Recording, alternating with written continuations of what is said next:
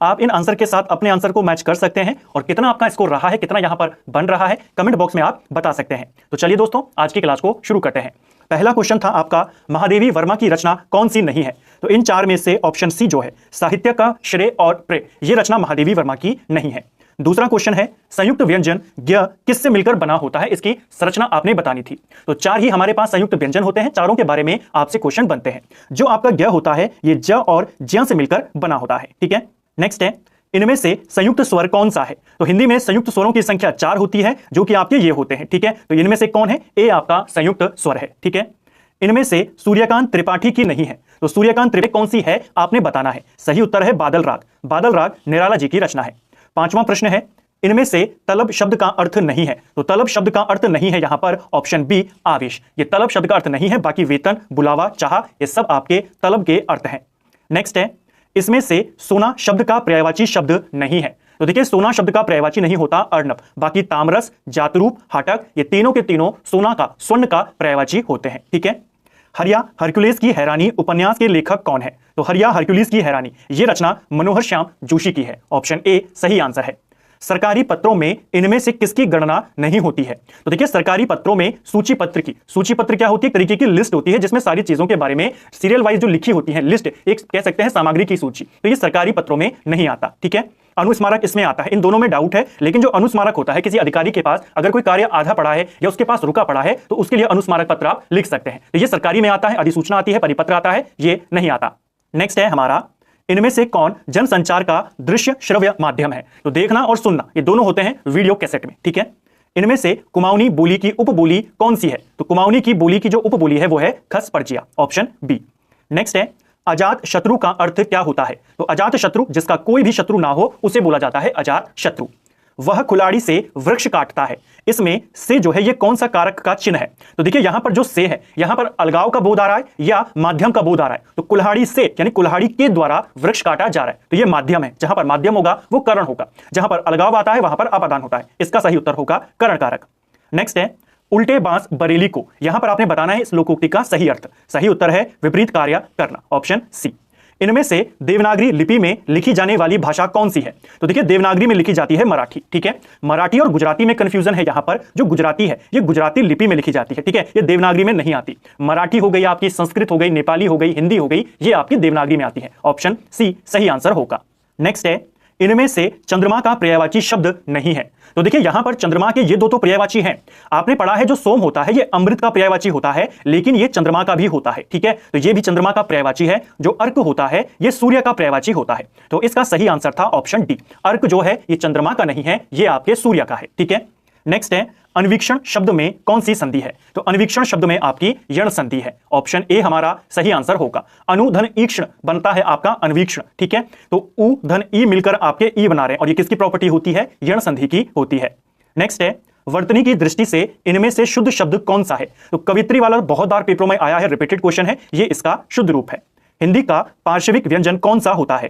तो देखिए, हमारे जो अंतःस्थ व्यंजन होते हैं उन चारों से आपसे क्वेश्चन बनते हैं। हमने पढ़ा था कि आर जो होता है ये आपका लुंठित व्यंजन होता है, जो ला होता है ये आपका पार्श्विक होता है। तो ऑप्शन बी हमारा सही आंसर हो जाएगा।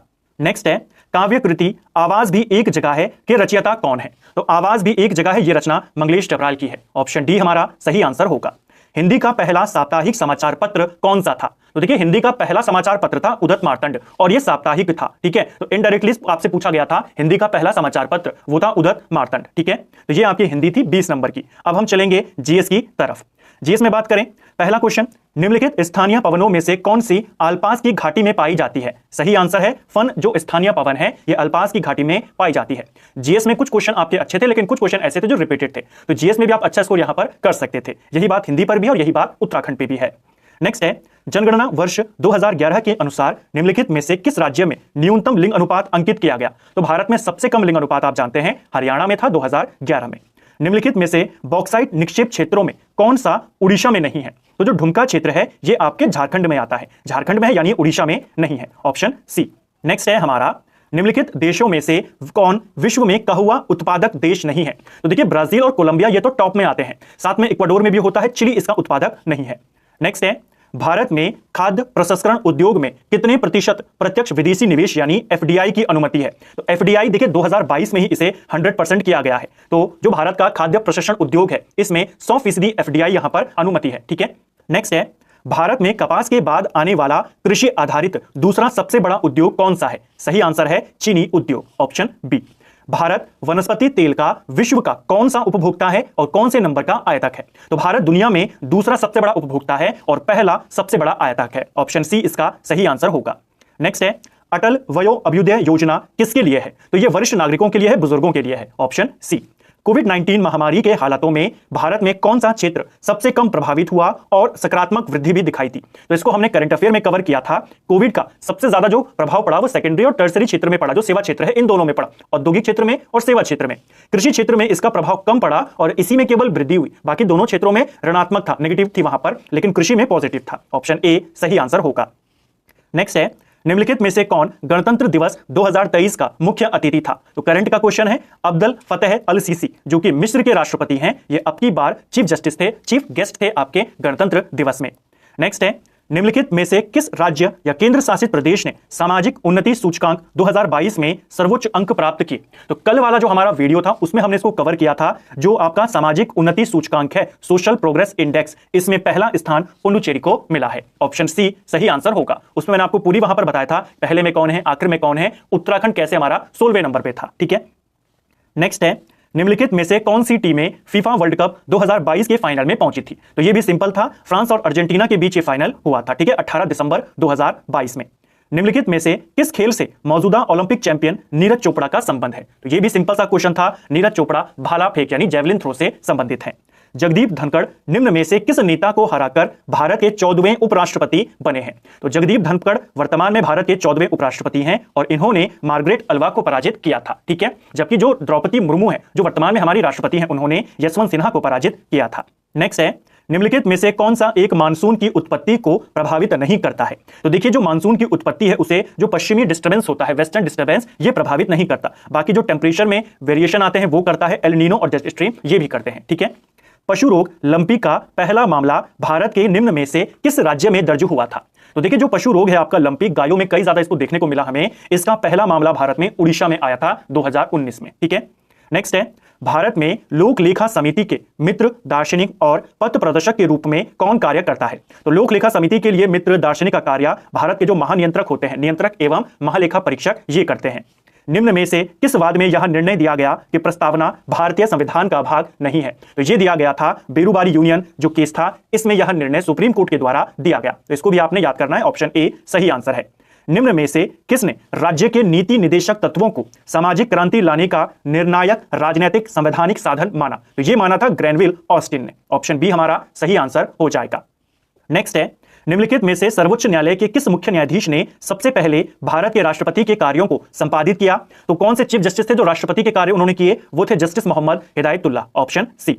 निम्न में से किस संवैधानिक संशोधन अधिनियम के द्वारा भारत के संविधान से राज प्रमुख और उपराज्य प्रमुख शब्दों का लोप किया गया, यानी इनको संविधान से हटाया गया? यह था आपका 11वां संशोधन। ठीक है, भारतीय संविधान के अनुच्छेद 19(2) के अंतर्गत वाक स्वतंत्रता या अभिव्यक्ति स्वतंत्रता पर प्रतिबंध आरोपित करने हेतु निम्न में से कौन सा आधार नहीं हो सकता?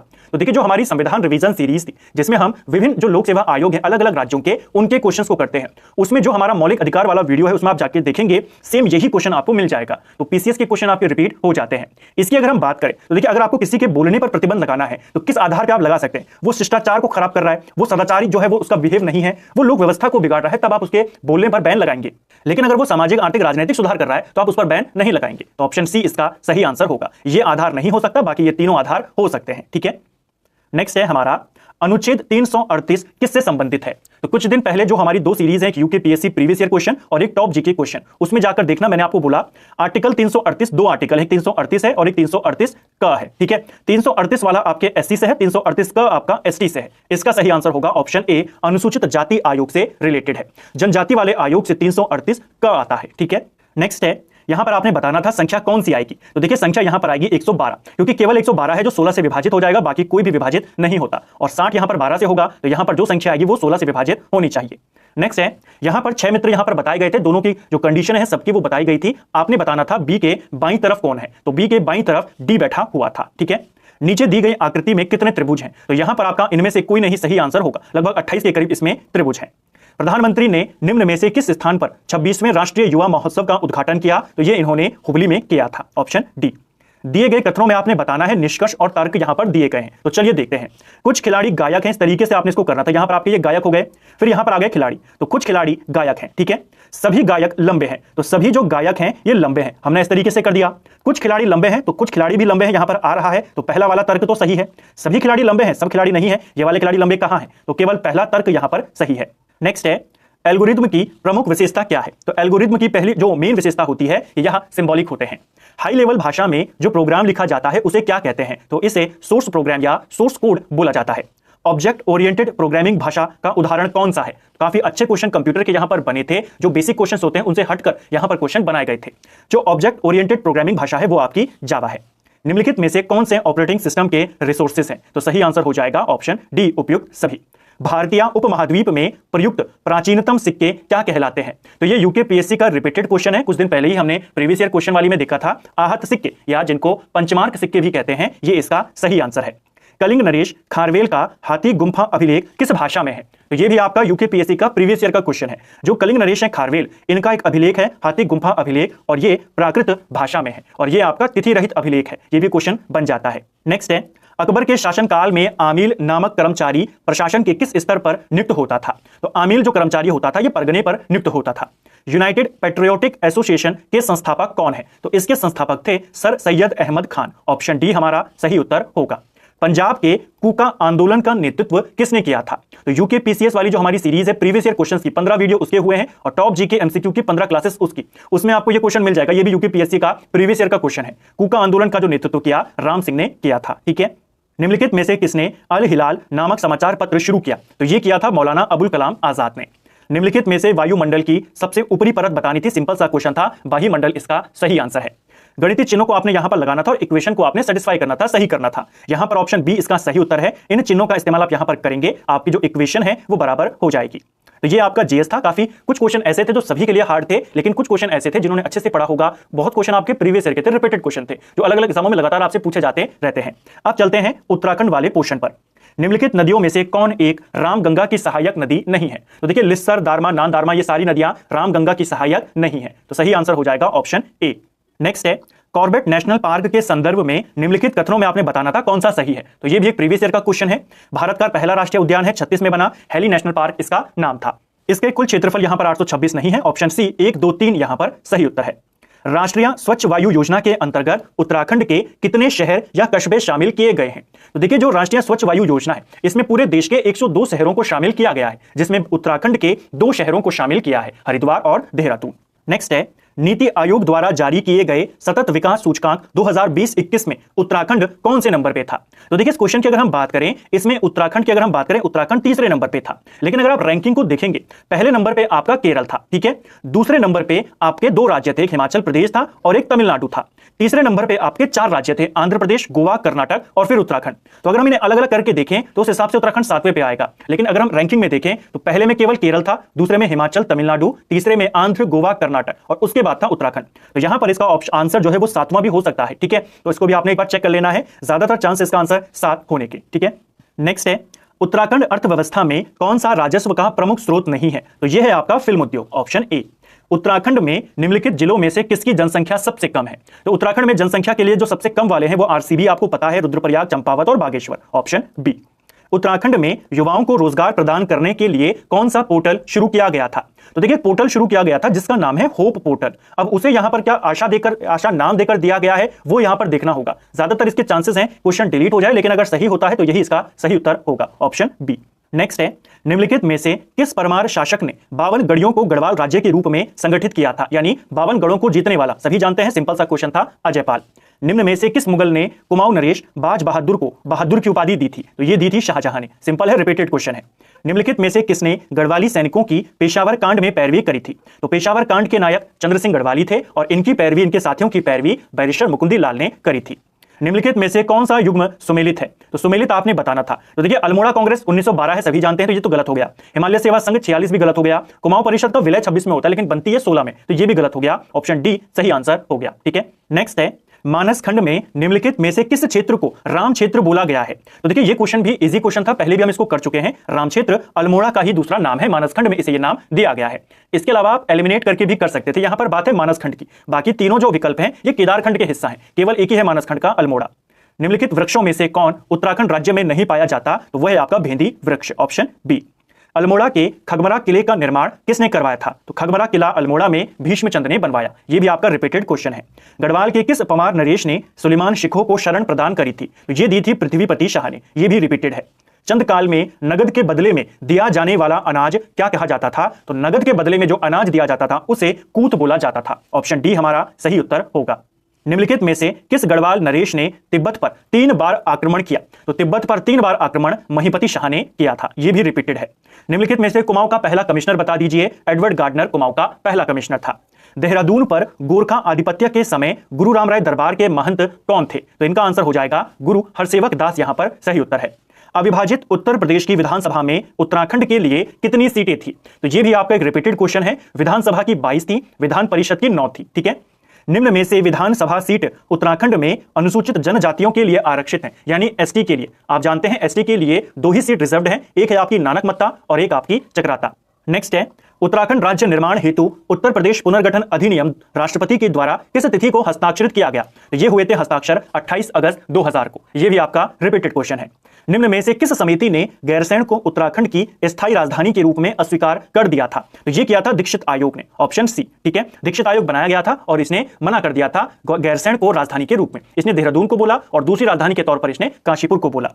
उत्तराखंड राज्य में महिलाओं को सरकारी सेवाओं में निम्न में से कितने प्रतिशत क्षैतिज आरक्षण दिया जाता है? 30% दिया जाता है। उत्तराखंड गौरव सम्मान की शुरुआत निम्नलिखित में से किस वर्ष में हुई थी? इसे भी हमने कुछ दिन पहले देखा था, 2021 में होती है। दोनों अवार्ड 2021 में पहली बार, 2022 में दूसरी बार, और दोनों बार के जो अवार्ड थे 2022 में दिए जाते हैं, ठीक है। निम्नलिखित मेलों में से कौन एक 5 अगस्त 2022 को उत्तराखंड सरकार के पर्यटन मंत्री के द्वारा राजकीय मेले के रूप में घोषित किया गया? तो कई सारे मेलों को घोषित किया गया है राजकीय मेला। यहां पर डेट सहित पूछा है तो जागड़ा मेला इसका सही आंसर हो जाएगा। लाखा मंडल मंदिर का निर्माण किस शैली में हुआ है? तो यहां आपके नागर शैली में बना है। नंदा देवी राष्ट्रीय उद्यान को किस वर्ष यूनेस्को द्वारा विश्व धरोहर स्थल घोषित किया गया? यह भी आपका रिपीटेड क्वेश्चन है, 1988 में किया गया। भारत की पहली तरल दर्पण दूरबीन जो आपकी लिक्विड क्रिस्टल टेलीस्कोप है उसे देवस्थल नैनीताल में लगाया गया है। निम्न में उत्तराखंड के किस जिले में ई डिस्ट्रिक्ट परियोजना पायलट प्रोजेक्ट के रूप में शुरू हुई थी? ये पौड़ी से हुई थी। निम्न में से कौन सा दर्रा उत्तराखंड में दारमा और ब्यास घाटी को जोड़ता है? तो ये भी एक प्रीवियस ईयर का क्वेश्चन है, सिनला दर्रा। नेक्स्ट है, मिजोट्रोपिस पैलिटा के संदर्भ में निम्न कथनों को देखें। तो यहां पर आप इसको एक बार चेक कर लेना, इसका जो सही उत्तर होना चाहिए मेरे हिसाब से बी इसका सही उत्तर होना चाहिए, ठीक है। फिर भी आप इसे एक बार जरूर चेक करें। उत्तराखंड का दूसरा प्लास्टिक के पुनर्चक्रण से डीजल उत्पादन का संयंत्र कहां स्थापित हुआ है? तो ये आपके भीमताल में लगा है, ऑप्शन डी। हिमालय मसाला उद्यान द्वारा वन अनुसंधान केंद्र हल्द्वानी द्वारा स्थापित किया गया। तो देखिए जो हिमालय मसाला उद्यान है इसे कहां पर स्थापित किया गया है? वन अनुसंधान केंद्र हल्द्वानी के द्वारा। इसे सोनी रानीखेत में लगाया गया है। इसको भी हमने कुछ दिन पहले कवर किया था, ठीक है। तो हिमालयन मसाला उद्यान है कहां है? रानीखेत में। किसने लगाया? इसने लगाया। निम्नलिखित दर्रों में से कौन एक उत्तराखंड में नहीं है? तो ये तीनों दर्रे उत्तराखंड के हैं, डेप्सा उत्तराखंड का नहीं है। नंदाकोट पर्वत की ऊंचाई कितनी है? तो पर्वतों की एग्जैक्ट ऊंचाई भी आपसे पूछी जाने लगी है, 68-61 इसकी सही ऊंचाई है।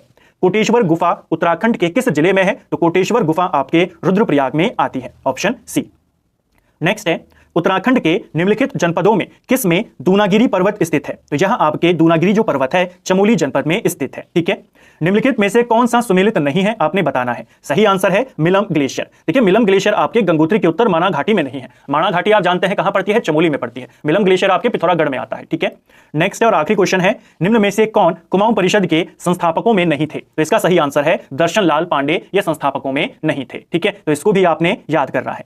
तो फ्रेंड्स ये था हमारा जो आपका एग्जाम यहां पर हुआ उत्तराखंड पटवारी लेखपाल का, जिसकी हमने प्रोविजनल आंसर की यहां पर देखी। आपका एग्जाम यहां पर कितने क्वेश्चन आपके सही हुए, कितना आपका स्कोर है, कमेंट बॉक्स में हमें कमेंट करके जरूर बताएं। वीडियो आपको कैसा लगा? अगर आपको ये वीडियो पसंद आया है तो वीडियो को लाइक करें। चैनल पर अगर आप पहली बार आए हैं चैनल को सब्सक्राइब करें, अपने दोस्तों के साथ शेयर करें और वीडियो कैसा लगा वो भी हमें कमेंट में जरूर बताएं। Thank you friends.